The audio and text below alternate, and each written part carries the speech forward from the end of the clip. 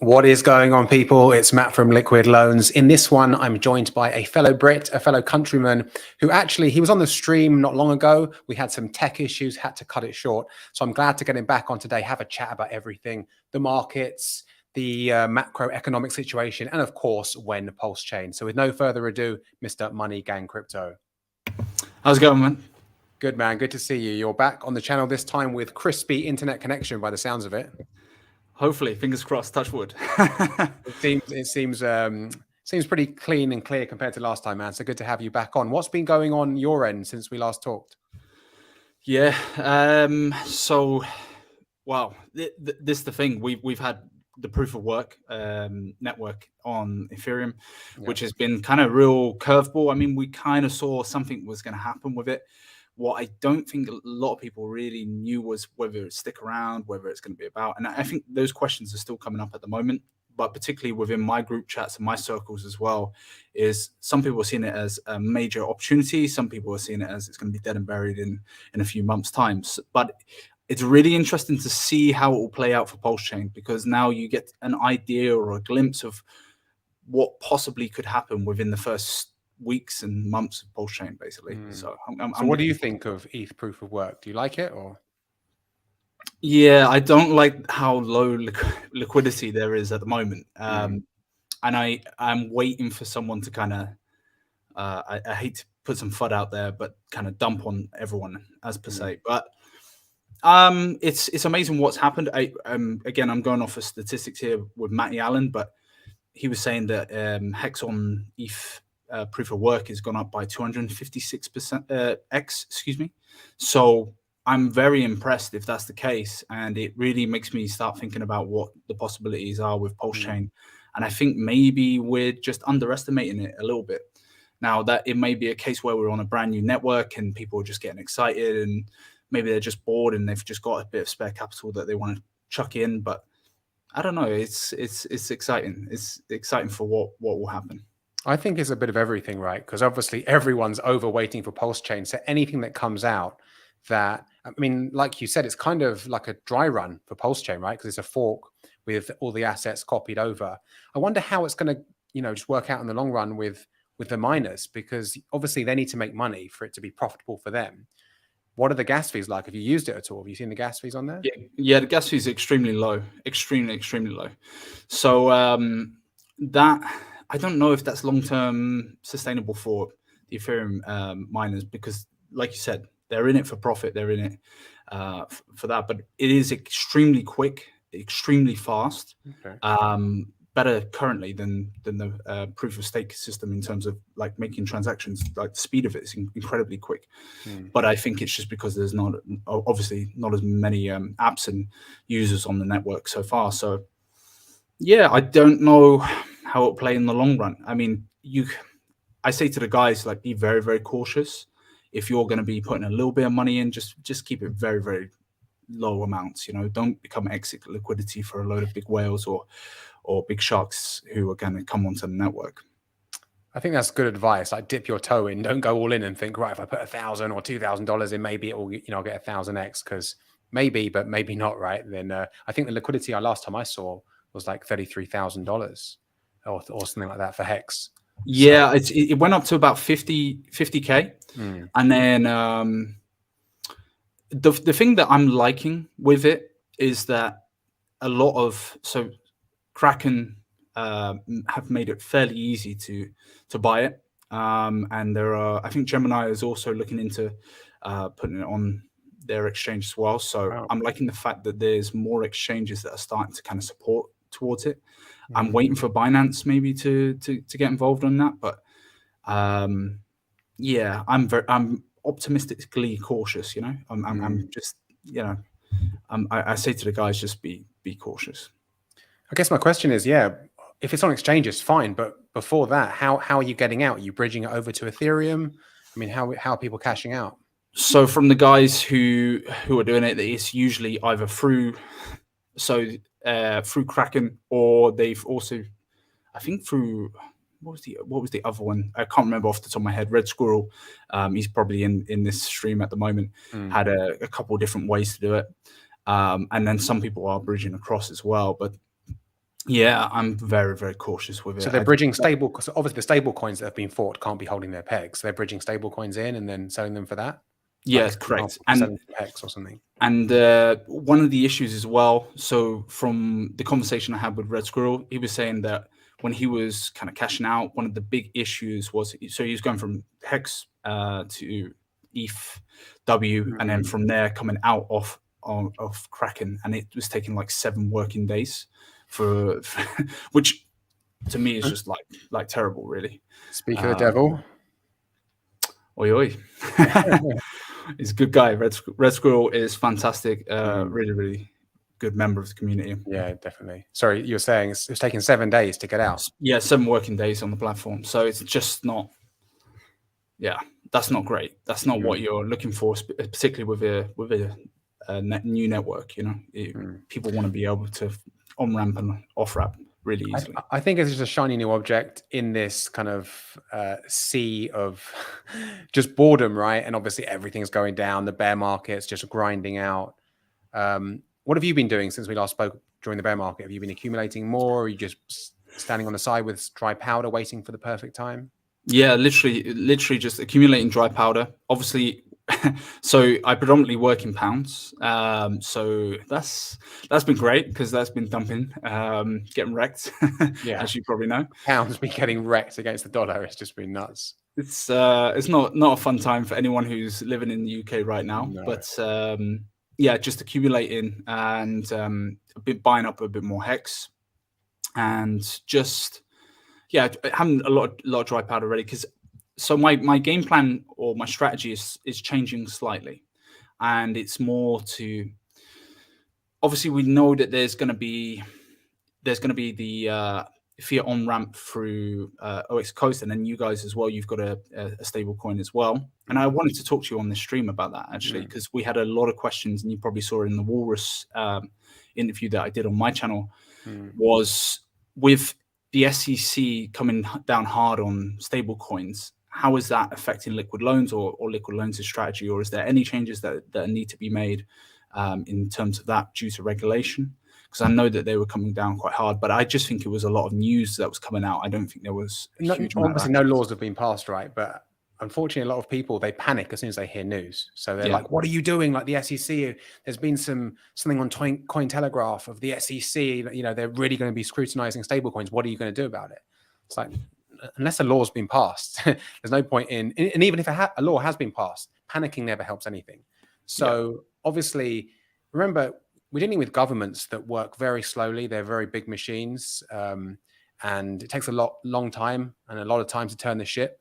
So in life, you have to cross that bridge when you come to it. Now, of course, there always was going to be more regulation coming down the pipeline because it has been the Wild West. I mean, we still are in the early days, even though crypto has been around for a decade now, or more than a decade, obviously, since Bitcoin inception. There's always going to be some regulation coming down with stable coins, especially after what happened with Luna, right? Luna put everything in the spotlight with the death spiral of UST. So we're not panicking. You know, obviously, again, if laws get passed, we cross that bridge when we come to it. But at the moment, we're focusing on making the premier algorithmic stablecoin for Pulsechain. That's it, you know, and of course, cross that bridge when we come to it. But I've seen in the comments people panicking. What are you going to do? Nothing. We're going to keep doing what we're doing, building the best protocol. I'm sure you've seen it. The dApp's out in the testnet, and everything's going fine so far. We've had some great feedback. So that's pretty much our stance from Liquid Loans on that. Yeah, it's great. And I think it clarifying that as well, because there's a lot of people in the comments that get, like you said, they get funny. The first bit of news, and next thing you know, it's all going down. The ship's sinking. So I think, yeah, my view, my way of kind of probably my strategy going in will be to have as much dry powder as possible. I've actually been playing out a few different scenarios in my head and with a few of the guys in our group chat, and talking about, you know, what is the possibility of what happens with PHEX, right? And what is the possibility?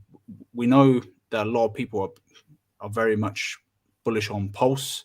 Also, a lot of people are very, very bullish on PulseX. But I'm really interested to see what could happen with PHEX and how quickly, if the OA does, the OA brings a pairing for PHEX and EHEX. And I was thinking today, I was having a chat with a couple of close guys, and I was saying, what if the OA actually wants to see PHEX dump a little bit in order to try and get, and then bring in liquidity a little bit later on in order to have a kind of large wick down or a large sell-off down, and potentially one day be able to say, well, there was 10,000x on Ethereum chain, there was 10,000x on Pulse chain. And this is something that I've been kind of considering or thinking about. Was a lot of people, this came from Crypto Coffee stream, where he was talking about recently, like, oh, I've been saying that you should buy some Hex and you'll get your free copy and then you can exchange it into Pulse or PulseX. And Crypto Coffee obviously is probably like the biggest influencer in the space when it comes to the Richard Heart ecosystem. Yeah. And it's interesting to me that people still, like, most of the people that I speak to are doing the same strategy, right? We're going to buy more Hex and we'll get the free copy and then we'll swap across to whatever coin that we prefer. But I'm interested to see how that will affect the price from day one, and whether there will be a massive kind of drop down, and then maybe liquidity comes in at that point and to stop the arbitrage opportunity. I mean, no doubt people are going to be dumping PHEX, right? Because it's free. Of course, there's people that really see the value in T-shares and locking it up, and there's people that are like, free copy. Yeah, this is getting dumped, especially with how many people want to get their hands on PLS. And, you know, if I've got any liquid Hex lying around, and obviously you'll get a copy from it, for me, you know, as currently as things stand, I would think that would be a good play to get some PLS, just because it's the newer coin, right? And obviously the people on the block normally does well. So it's just going to be violent, I think. Either way, it's going to be fast. It's going to go up. It's going to go down. There's going to be a lot of games being played. And I mean, obviously, if I'm staked. Or if anyone's staked, they're just staked out, right? Until that comes to fruition. But if you've got some liquid Hex, I'm sure some people are either going to dump that for stable, or more likely going for PLS, thinking that swap it as soon as possible. And then obviously, hopefully ride up 10, 20, who knows? But some people are talking 250x, right, in the first 3 to 6 months. Yeah. So I think, personally, obviously it's all subjective hearsay, right?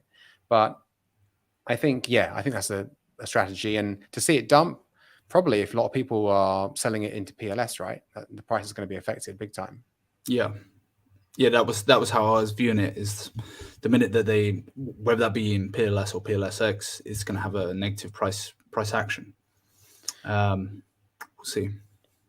We'll see. I mean, obviously now we've got PLS, we've got PLSX, and obviously loads of people got into PLSX, right, because they missed the first sacrifice. So the narrative was, I don't know how many people, but there's definitely a lot more wallets. Was it like 30,000 wallets sacked for PLS and 90,000 or something for PLSX? And the narrative going around is a lot of people wanted to swap that immediately, thinking obviously that's going to pump the price of PLX and dump the price of PLSX. But then obviously a lot of people like K4K and people like that have come out and showed the power that PLSX has, being deflationary. You've got the single-sided staking pools. So it's going to be super interesting, man. Like, I think, some things I'll be doing. Like I said, if I've got some liquid Hex at the time and I see an opportunity, then I'll be probably trying to get some more PLS. But any sacrifice bags, I think they're just chilling for me. What about yourself?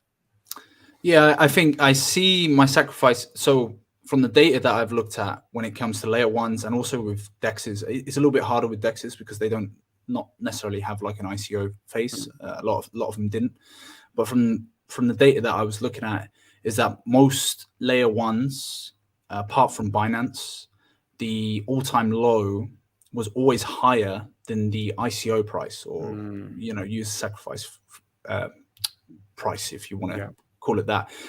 And so I think people really need to be careful and cautious with, especially if they're in the first 10 days, of what their sacrifice price was, and just know that it's probably the best possible opportunity. Now, Binance did do an all-time low that was lower than the ICO initial price, but I don't know. I think a lot of people maybe are just quick to pull the trigger a little bit instead of watching it play out, and maybe they're a little bit like keen, and they get kind of overwhelmed with the emotion of the moment. And I think, and a lot of people say, well, I'm going to ride it through. I'm going to be able to get up to this amount or whatever. But I think once people see like 100x on their it's much easier to say it on a test version. But then when you see it in reality and you're in that moment and you click that red button and it's going to be X amount on the screen, it's very, very different to be able to hold on and maybe look for that 1000x or whatever. I've said to a few guys as well, I've said, maybe you want to switch up your strategy a little bit. So let's say you're looking for, I don't know, 100x. Maybe you want to be looking at 92x instead of 100x, because everyone has that number in their head. They'll remember, oh, okay, the sacrifice price was 0.0001. Yeah. Well, then I'm cashing out at 100x. And how many people are probably going to do that at that price point? So it comes to kind of numbers and the psychology of human beings. When we get to $1 hex, I'm sure there's going to be a big dump off, right? Because we go past the psychological barrier of that dollar amount. So it's interesting to see how it'll play out. For me, I'm just going to stay calm. I'm just going to stay relaxed. I see kind of everything that I've sacrificed for now as untouchable money, as per se. And I see everything that I'm going to be putting in as things that I want to be trying to, time the dips, basically. Particularly from data I'm looking at, particularly with layer ones, 3-month mark is typically where we see the all-time low in most layer ones. So that is the area that I'm looking to get into, and I'm going to be watching it very, very sharply. But at the same time, all that I'm going to be using is the dry powder that I have, not playing around with any of the sacrifices that I have already. I think it's smart, man. Like you said, saying something is easy, right? Talk is cheap.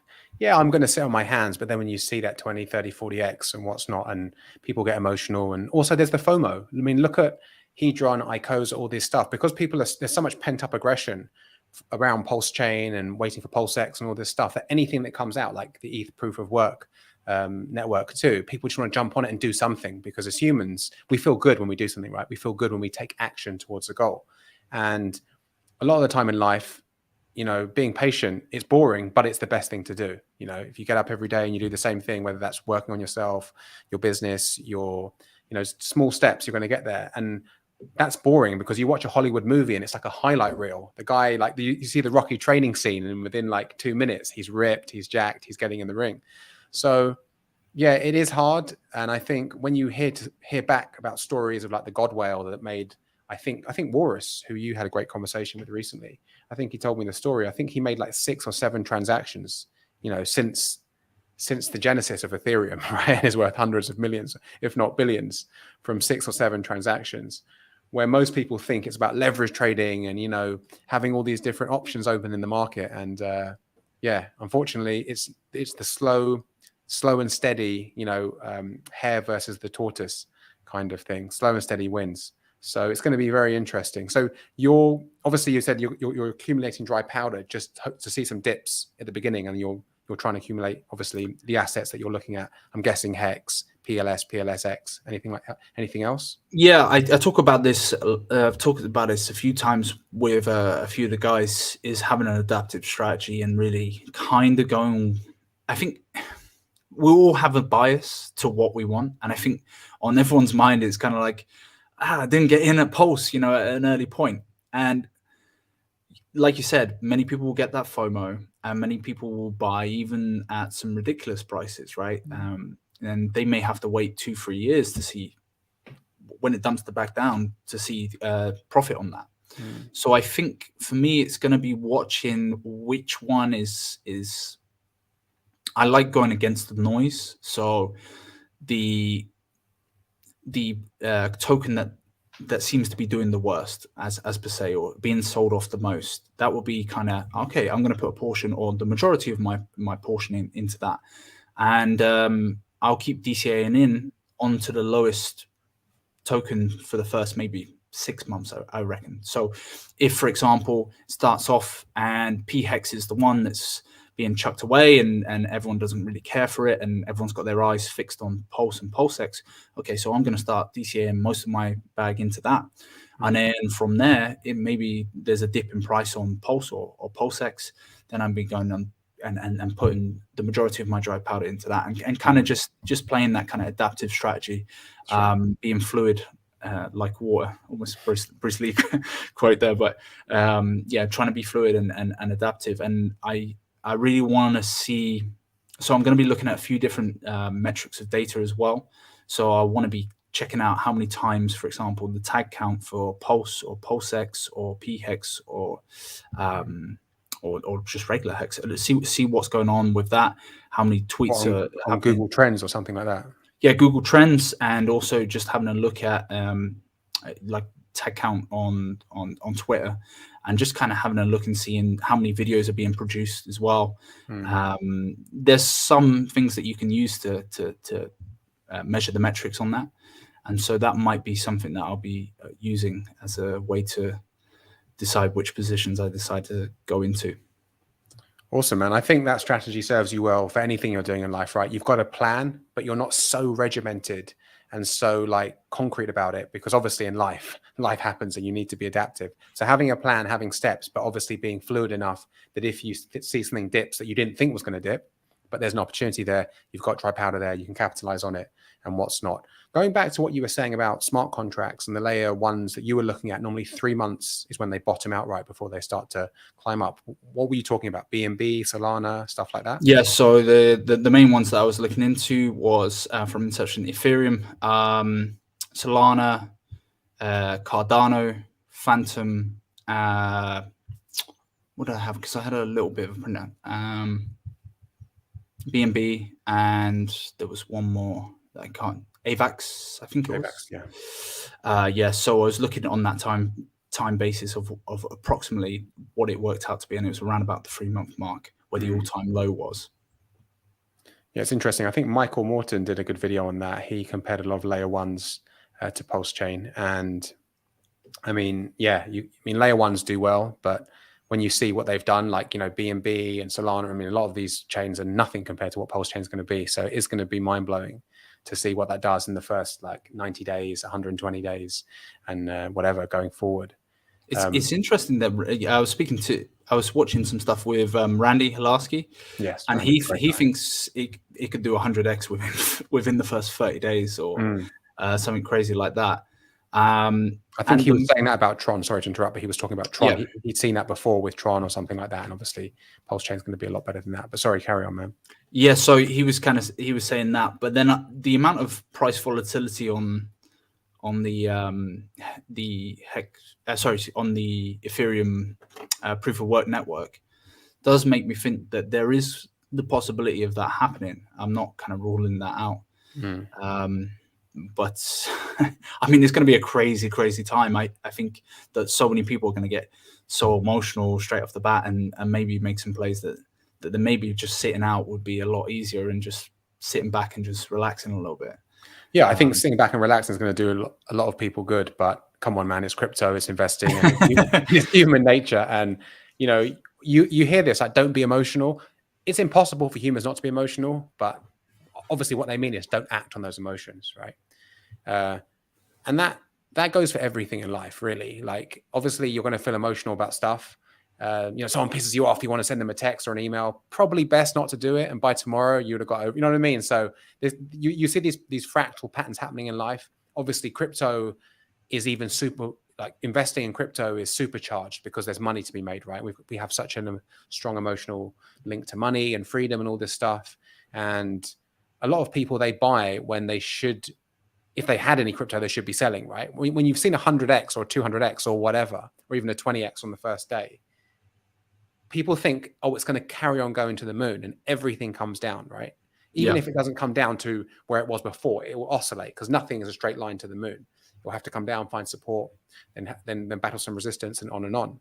These fractal patterns play out. But yeah, I mean, we've all been there, right? When I first got into crypto, I'm sure you did, you saw a coin and it already done a big move and you thought, oh, it's going to go even further.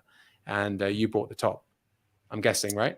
Well, yeah. I mean, I think with Hex, right, it would be a good example of it. Like when I first got into Hex, I bought it at 33 cents and 22 cents, respectively. So it's one of those things where, you know, I was still, hey, it's gone down from the all-time high, like 56 cents, half of that, around about the 20 odd mark, 23 cent mark. and I thought I was playing it quite well. That being said, hey, I've also DCA'd in and bought at 2 cents, 0.029 cents, and things of that nature. So yeah, you could DCA down and bring your average down, your average price point down. Yeah. But you're right in saying, like, when everything's going right, like in that bull market last year, which was insane for me, it was one of the craziest times because everyone was talking about crypto. Like, everyone at work, everyone that I was meeting in the street, like everyone was suddenly into crypto. And I always found that really, really funny. I was like, I wonder how long this is going to last. Like, I wonder how many people are going to be still into crypto after this bull market and after the massive drop-offs. And I remember the NFT market was going insane. And then boom, you know, it kind of burst a little bit, and we knew that the bear market was coming. I'd done quite well, actually. I'd made quite a bit of profit from Ethereum, and then I kind of been like, right, I'm going to take a load of my bag and put it into Hex. Yeah, like I said, hit the 33 and the 22 cent mark respectively. Yeah, there's always pain to come when you're, you know, I mean, obviously, listen, when you DCA in anyway, you're going to get everything, right? So I think my first buy in Hex was, I don't know, it was maybe before the sacrifice phase. So, you know, you like back then it was, I got it in a great time because it was like, I don't know, 5 or 6 cents or something like that. And then when it runs up to 54 cents, you're just like, oh, this is nuts. But then when it drops down to 2, you're like, what? Because obviously I was DCAing in. But again, it comes back to being, you know, having diamond hands and having that longer time frame.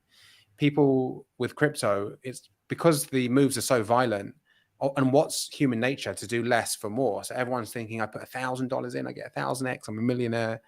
And those millionaires are made in the bear market. They're not made in the bull market. And when everyone's screaming about crypto and everyone's saying it's going to go to the moon, that is sentiment. That should be part of your sentiment analysis, that it's probably time to sell, not time to buy. So yeah, I mean, you live, you learn.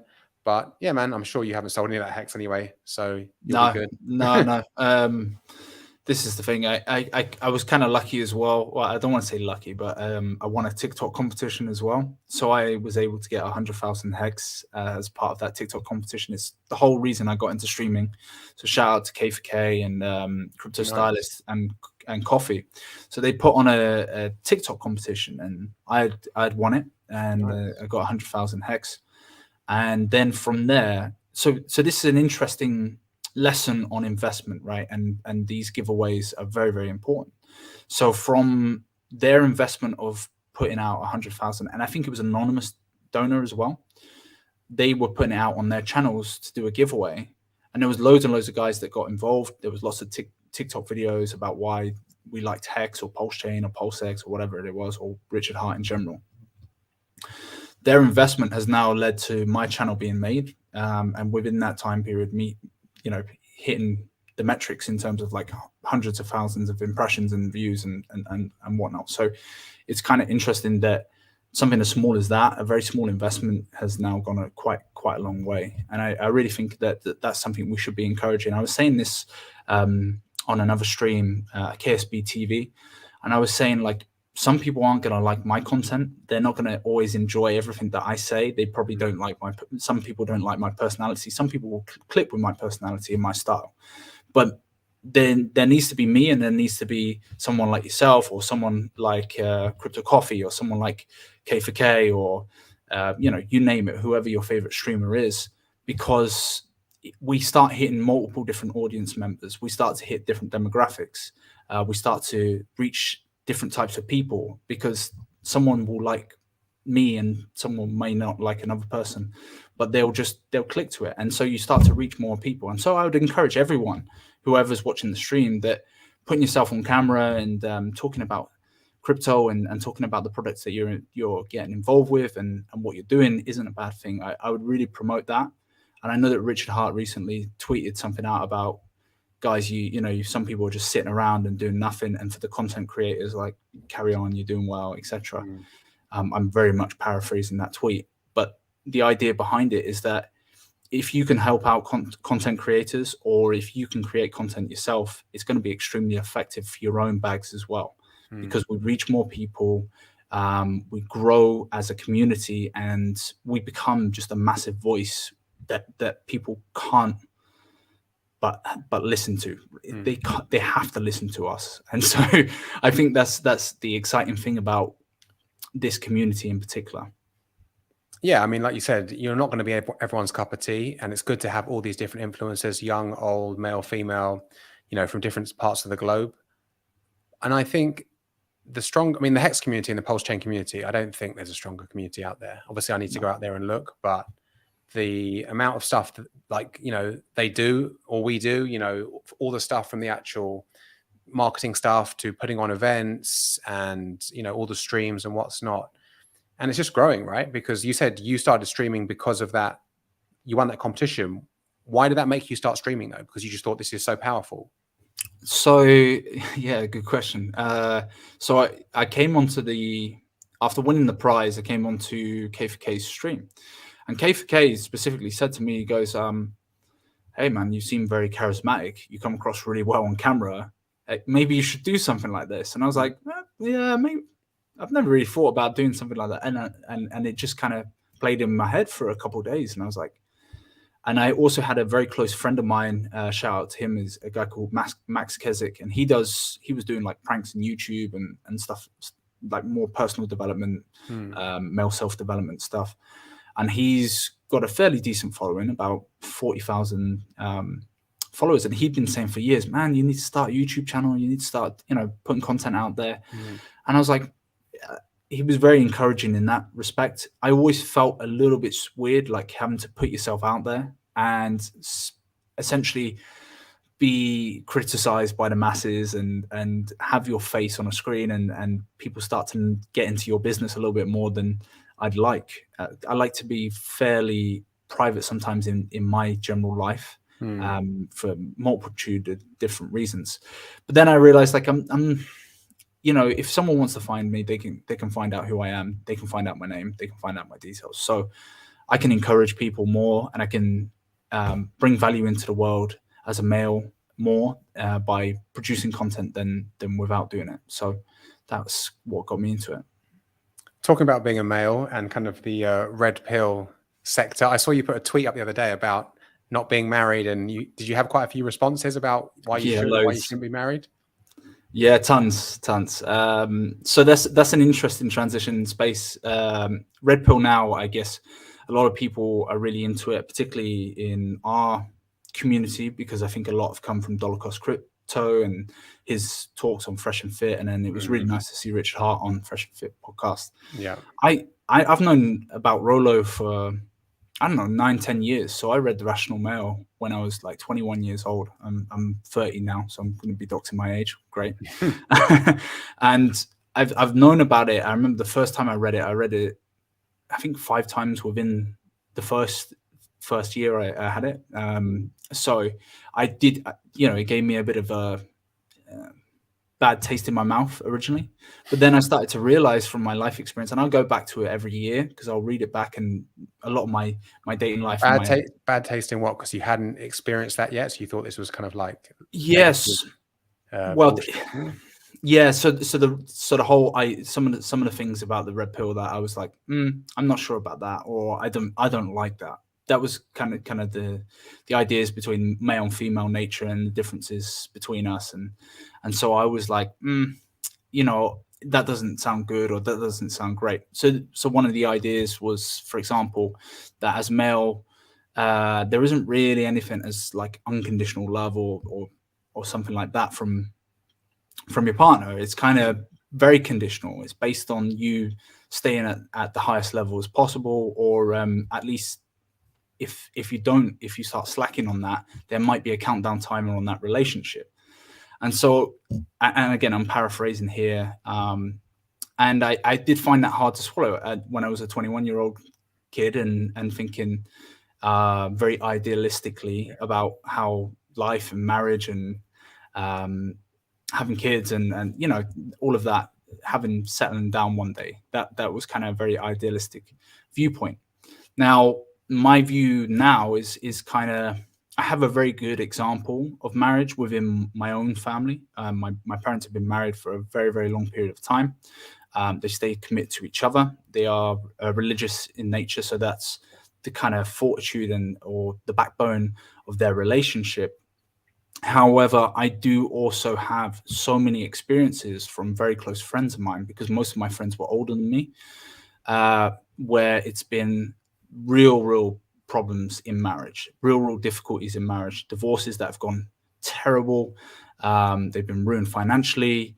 They've been, separated from the children. They've had so many bad things happen to them and been very, I don't want to use, they've wanted to self-delete themselves as well. So I kind of saw that and I thought, yeah, I'm not sure. And I'm very much on the fence, but for me, I don't necessarily see the value of the governments getting involved with a relationship. I find that a little bit like, I don't need you guys involved with it.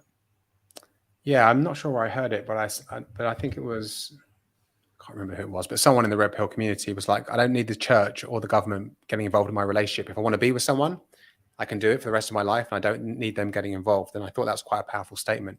Now, of course, it comes down to everyone, what they want to do, but it is good to have both sides of the argument, because growing up, I'm sure similar to me, especially in the UK, you just see people are married, and you go to school, and then you go to uni, and you get married, and you get a job, and you get kids, and you get a house in the suburbs, and that's cool. If you want to do that, that's cool, but it might not be for you. It wasn't for me. And I had to go and travel the world and live in all different parts of the world, including Asia and parts of America for a bit. So yeah, I think rushing into marriage or anything, whether that's a career, whether that's a marriage, whether that's a job, too quickly. And again, that goes back to investing, having more patience and seeing how things play out is always going to serve you better. Because I know a lot of people from school and old friends who got married to the same girl they were with at high school or whatever. And obviously now they've got a couple of kids, they're divorced, it's just, they didn't think it through. They just did what everyone else did. And I think with crypto, because it's more fringe, a lot of people think the same.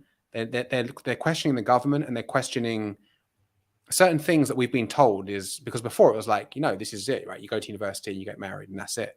And if that's for you, cool. But I think for me, I'm glad that I slowly, read and traveled the world and got my own life experience, because having that cookie cutter approach doesn't work for everyone. And when you go down the rabbit hole of the red pill, like Rollo Tomassi, Rich Cooper, David Data, if anyone's read that book, I've plugged it a few times, Where the Superior Man. And you see the masculine and feminine dynamic and how they work, and then how the narrative that the governments are pushing now. I mean, it's night and day. So no one can tell you what to do, but it's good that when you first read it, you had that kind of, oh, this doesn't seem right. Because when you hear that, no, I want someone to unconditionally love me. But when you learn that everything in life is a value exchange, yes, even marriage, I think you're in for an easier ride, because you're closer to objective reality. Do you know what I mean? Yeah, for me, that was the most important fact or point was, I'd come from a very strong religious background. And so I don't think when it came to male-female dynamics, it had a realistic viewpoint on the objective truth of male and female nature.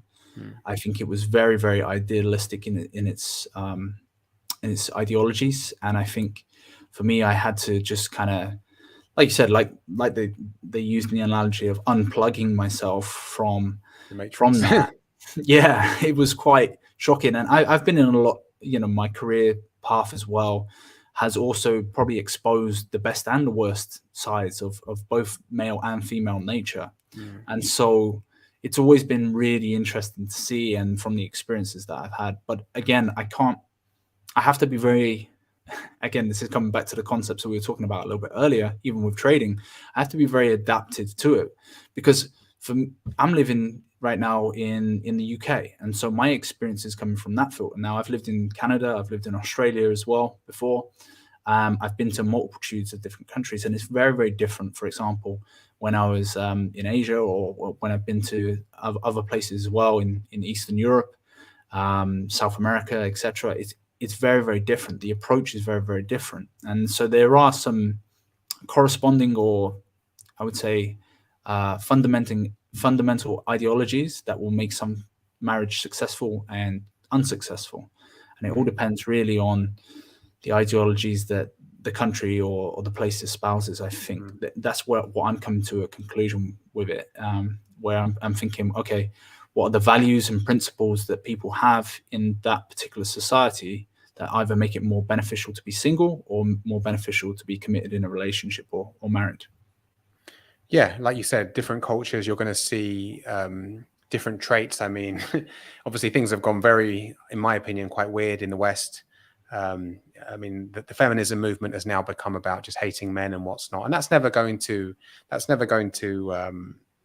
you know, it's never going to give any good results, is it? When it's just arguments the whole time. So this gender's better, no, this gender's better. But when you go to parts of like Asia or Latin America, or Eastern Europe, like you said, where the feminine and masculine dynamic is still quite evident, then you can see a case for it. So I think it all depends on what you want, where you are in life, what part of the world you're living in. I mean, I grew up like yourself, thinking like at 21, I was the same as you, thinking, oh, this is how it is. And then, you know, going through life and going through the school of hard knocks and finding out the hard way. You actually see, oh, okay, this is, because obviously no one actually sees objective reality, right? Everyone's has their own model of the world in their head. And what you're trying to do is get as close as you can to objective reality. What I find is, you know, upsetting, even for myself, when I see family members or friends or anyone in the world, really, they're bumping into reality. So they're making mistakes and they're getting feedback, but then they're not adapting, right? So they're eating the wrong diet and they're getting sick. Instead of changing course, they do the same thing again and again. Or they're dating the same kind of girl or guy and they're complaining about it, but then they're not adapting. They're not learning from that, and they're doing the same thing again and again. And I think what has served me well is the mindset of, it's fine to make mistakes and F up, because everyone does. God knows I have. But I want to learn from those mistakes. I don't want to make the same mistakes again, whether that's investing, in my relationship, in my health, in my finances, in my career. So yeah, you have to go out in the world, you have to read, you have to travel. I think traveling is one of the best educations anyone can have, right? If you stay in your own country and you're told this is how it is, you're never really going to find out how the world works, because yeah, that's how it is in your town, in your country, but there's, you know, hundreds of countries in the world and all these different cultures and stuff. So traveling, I think is one of the best things you can do, especially as a young man. Yeah, that's a great point. And one of the things is, I think, key to my ideologies has been traveling, has been those experiences. I was literally out, I think 2 days ago, and I was with a young guy, a friend of a friend's basically, and we were out and we were going to go to a club afterwards, and we were just in like a pre-drinking place, like a typical English pub. And I'm there, and I'm just having soft drinks and stuff like that. I wasn't really wanting to get hammered, and I'm not someone who wants to get absolutely smashed. There might be occasions where I want to have like a good drink up, but most of the time I'm just very, very chill, and I don't need drink if I want to go out and socialize. And it was so interesting because his ideas from living in the UK for so long was like a typical English guy. We're going to get absolutely smashed. We're going to drink it up. And then if I want to go talk to a girl, or if I want to, you know, go socialize with other people, then I'll have the confidence from the drink to be able to get to talk to. And he's looking at me completely confused. Like, well, why are you drinking like soft drinks? And I'm like, well, it doesn't matter to me. I'll go out and talk if I want to. If I want to drink and talk, I can do the same thing. I can be very, you know, adaptive in that situation. And he was so used to the idea of oh yeah, but you drink first, like, and then you go out. I've never met anyone who does that. And I was like, well, when I went abroad and when I went to socialize, there were some certain places that weren't like super drink friendly. You know, you go to very Arabic countries and they're not into drinking. That's not their thing. So I think, yeah, it's getting out of your own bubble and being able to implement yourself into different bubbles and being in different places where it's completely out of your comfort zone is fantastic for growth. Definitely, man. Definitely traveling and seeing how other people live. Because like you said, if you just grow up in the UK, you think, right, it's about Friday and Saturday nights. Everyone gets smashed on Friday and Saturday nights. And then you try and meet a girl and all this stuff. And like, no, that's just your world. You know, like you said, other parts of the world, they don't do that as much. or there's different ways of going about that. And it's, yeah, you just have to travel and see, and your mind just, it's like you can't put the genie back in the bottle once you've traveled and you've seen all these different cultures, you've had all these different experiences. Because just sitting in your country, and especially thinking you know it all as 21, like we all did, everyone at 21 thinks they know it all. They're like, right, I can drive, I can buy a house, I can, I'm an adult. Yeah, technically you are. Mentally, you're not an adult at 21. You're a kid, and you haven't done anything, and you have no world experience. And you have to make mistakes. You have to go out there and make mistakes and learn from those mistakes. That's what I think is the best way to move forward in life. But when people don't do that, I just think it's a waste of life, right? When you just go out there and you make the same mistakes again and again. I think we see that in crypto a lot. People buy a meme coin, get wrecked, and then they find out about a new meme coin, and they're like, no, this is definitely going to be the next 1000x, and they get wrecked again. And they do that, cycle after cycle. So we see these fractal patterns play out, and I think learning from your mistakes and being open-minded and being willing to be wrong is one of the best things you can do. Yeah, it's hard, isn't it? It's hard on the ego sometimes to be able to admit that you are wrong. It's hard to kind of humble yourself and bring yourself down a little bit, because we all do want to be right. We all want to be almost godlike in our predictions and our actions, but yeah, it's one of those things where if you can have that humility to bring yourself down a little bit, you will learn much more and try and be around winners. And this comes back to kind of the crypto side of things. One of the reasons why I really like Richard Hart is that he's a winner. He said he was wanting a 10,000x in 2 years, and it happened. And it's fascinating to see. And I like being around winners. I like being around people that have that drive, that competitive drive to win, and that can be in any form of action. I think whether that be in fitness, or maybe you have a hobby, like we maybe into like martial arts or boxing or something like that, being around winners, being around people that have the discipline and the focus and put their energy solely within a kind of obsessive nature of achieving something and winning above all things, is something that's going to be beneficial for you. It's really being able to lock into those people and being around those people, because they're invaluable. 100%, man. And energy is infectious, right? It's like when you meet someone and they're super negative and they're just like a downer, you want to get away from that person, right? You don't want to hang around with that person. They're moaning all the time. You say let's do this. No, it won't work out. You're around someone who's like, let's get after it. Let's go to the gym today. Let's do something. Let's create some content. And it's just infectious. So that saying is so true. Surround you are the five people. Exactly. Sorry. Go ahead. Say it. Yeah, I was going to say, you are the product of the 5 people you hang around. Products. With. Yeah. That's the one. And you want to be around winners. And of course, everyone has a bad day. Everyone has ups and downs, but I just can't be around negativity for too long. Around people are moaning about this and that. It's like, yeah, of course, life's hard, but let's get to work. What can we do? And I find a lot in the UK, a lot in the Western world. It's a big moan these days. It's just like everything. And of course, don't get me wrong, I'm not a massive proponent of the government and certain policies, but just moaning about everything all the time doesn't help. And you get sucked into this kind of like group think negative cycle. So definitely, man, you got to be around winners. You got to elevate your consciousness and keep expanding. Talking about that, you're still grinding through the bear market with your channel. What are your goals for your channel? What do you want to do? So I think, yeah, it's a good question. For me, it's really reaching as many people as possible. I have a goal of hitting 10,000 subscribers. Maybe that's a little bit ludicrous. I used to put it on. I still do, actually. I still have like a banner which says goal to 10,000 subscribers. I actually had a goal that within a year, and I know this is going to sound silly, but when I first started the YouTube channel, I had a goal that I would get to 1,000 subscribers, right, for the year. So I thought, if I get to 1,000 subscribers in a year, that's pretty impressive, right? And then I surpassed that super quickly. I think I did it within like 3 months or something like that. Awesome. Which kind of threw me, because then I didn't have the next mountain ready. So the next mountain is 10,000 subscribers. I've also been focusing in on Twitter a lot, so I'm getting a heck of a lot more engagement on Twitter. and I'll be surpassing about 1,000 followers on that.